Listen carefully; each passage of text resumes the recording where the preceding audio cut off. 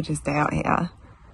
It's going to be hot today. I have just made my breakfast and I thought I would film a bit of a vlog for you guys. It's been a very long time since I did this, and I thought I'd just do a little bit of like what I eat in a day, what I'm up to. Hopefully it won't be too boring, but I know when you first start on a gluten-free diet it can be really hard to find ideas of things to eat, like just for day-to-day foods. And while there's loads of recipes on my blog, it can be a bit daunting, so I thought this would be a cool way to kind of do a bit of like a basic what I eat. So breakfast I have got, I'll show you, some scrambled eggs with tomatoes and pesto. Pesto eggs kind of became a bit of a TikTok trend thing. Still trying to figure out TikTok. And yeah, so I'm having this breakfast with a coffee. I have already been to Lidl to get some food, and I have just marinated some chicken for some chicken kebabs for later, because I think it's going to be way too hot to cook anything much more than salad. So I'm going to do chicken kebabs and salad. I'll link the recipe down below in the description because that's already on the blog. And yeah, I'll just take you along for the day, but I'm going to tuck into this before it gets cold. Not that that's possible because it's already boiling out here. And I'll show you now how I marinate the kebabs. It's exciting.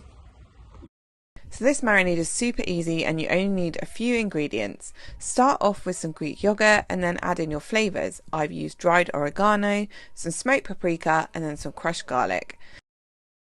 Give it a good mix up, and then you want to add in the juice of a lemon. Mix it all again until it's nice and smooth, and then I've cut 2 chicken breasts into big chunks, and you want to cut them lengthways across the chicken so that they're nice and wide. Pour the marinade in, give it a really good stir, cover it and put it in the fridge, ideally overnight or at least for a good few hours, and then I'll show you the kebabs later. So I went to Lidl the other week and the woman in front of me, no joke, bought like 7 of these. So I figured they must be good, so I'm going to try it. And no gluten. Make sure you always check things like fizzy drinks because sometimes they do have barley in, but this one is all good.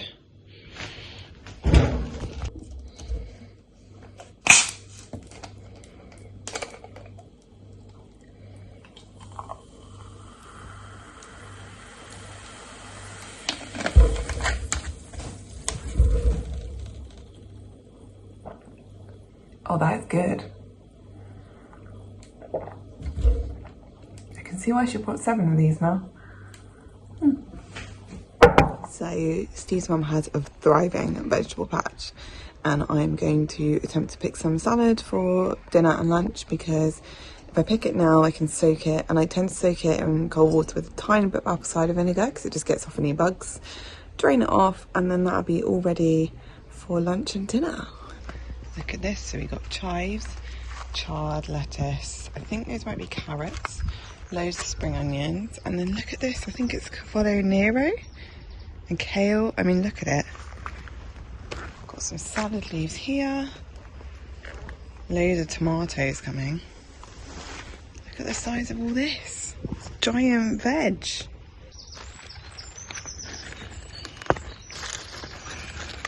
And look at the stalk on that. Cool colours. That looks like a good one. Oh yes. Look at that baby. And then we'll get some different leaves from here. Oops, just uprooted the whole lettuce.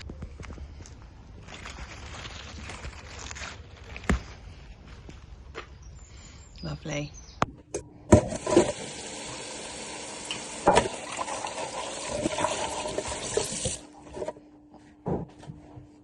Okay, it's lunchtime. I am now cooking some pasta, a bit limited, so I'm just using what I have in the house, and I am going to make something that's on the blog, which I love making on a hot day because it involves minimal cooking, and that is my hummus pasta. So it's using hummus as a pasta sauce, and if you haven't done it before, it's amazing. I'm going to put some chorizo in and also some other veggie bits that I can find. It's super quick. You can fry up the chorizo while the pasta's cooking, and then throw it together, and that's it, job done.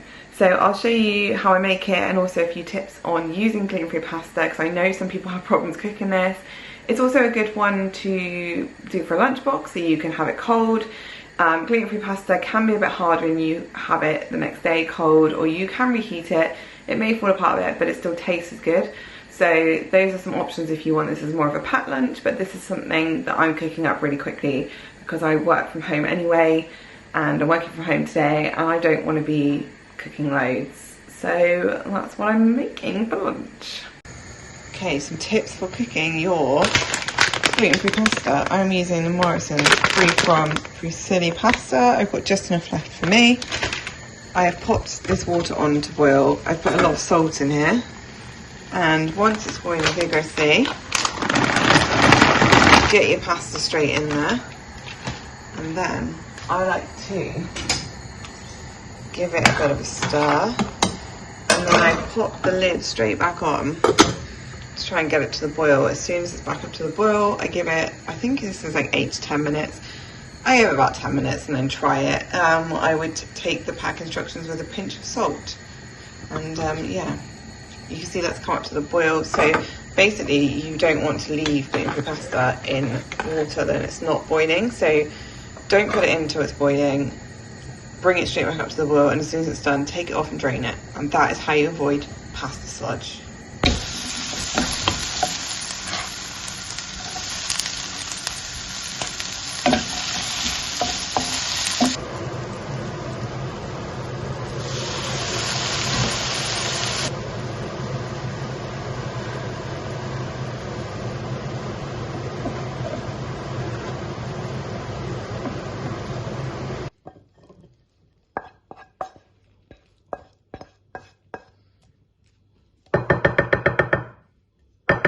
Come back outside obviously to eat this. Here it is, my gluten-free hummus pasta. So the recipe on the blog I think has tomatoes, and it also has spinach. So this is slightly different, but it is the kind of thing you can do with anything that's in the fridge. So I have just popped it all in a bowl, which I'm going to enjoy now. Look at it.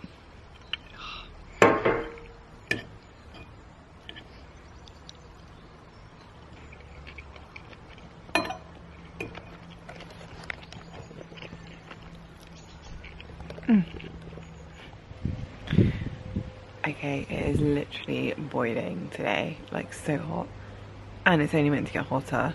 I have not really done a lot, if I'm honest, this afternoon. I've had a really busy week, so I'm just a bit knackered, but I got hungry, surprise, surprise, so I've made myself a snack. This is literally like my favourite snack at the moment.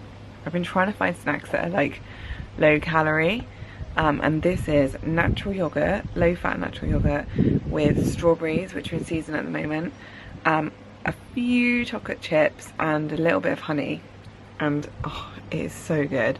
I just chop it up, put it in a bowl, mix it up, and I just love eating that in the sunshine.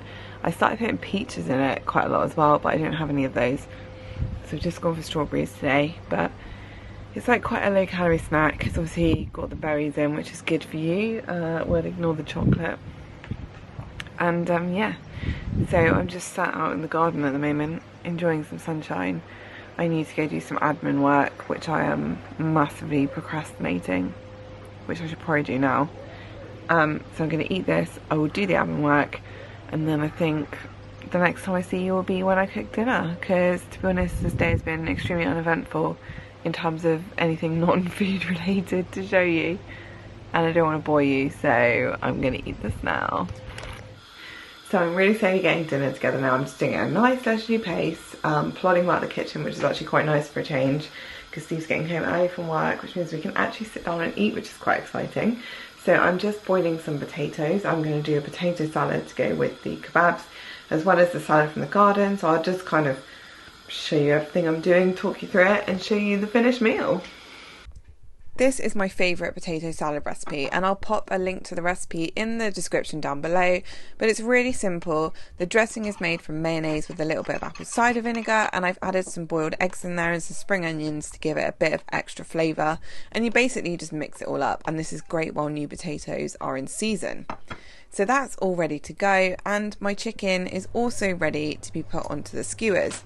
So I like to put them on 2 skewers, and the trick with this is to balance them on top of a tray so that all the drips come down underneath and they stay lovely and flavoursome. And as you can see here on the right hand side, that's exactly how you want to prop them up in the oven.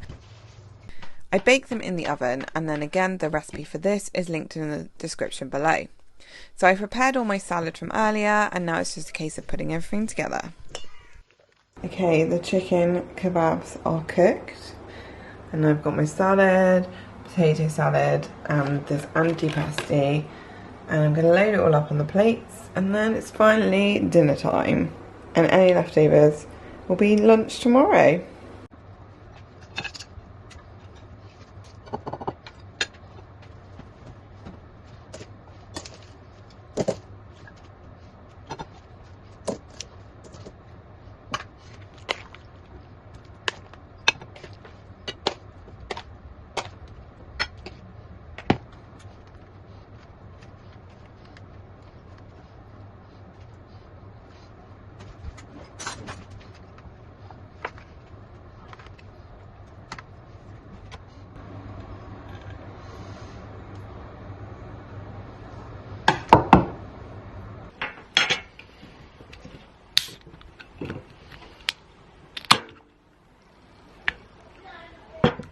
So dinner is all done, and I have a stalker.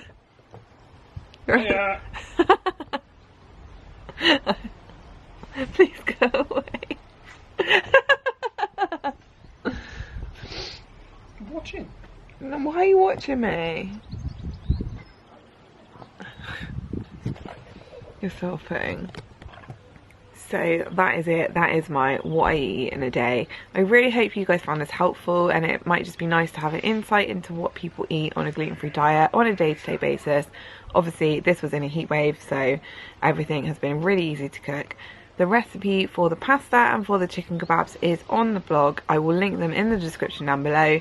I'm going to chill out with a cheeky little gluten-free beer, and I will see you guys again soon. If you like this video, please comment below and let me know. Give it a thumbs up, hit subscribe, and I'll catch you in the next video. Bye!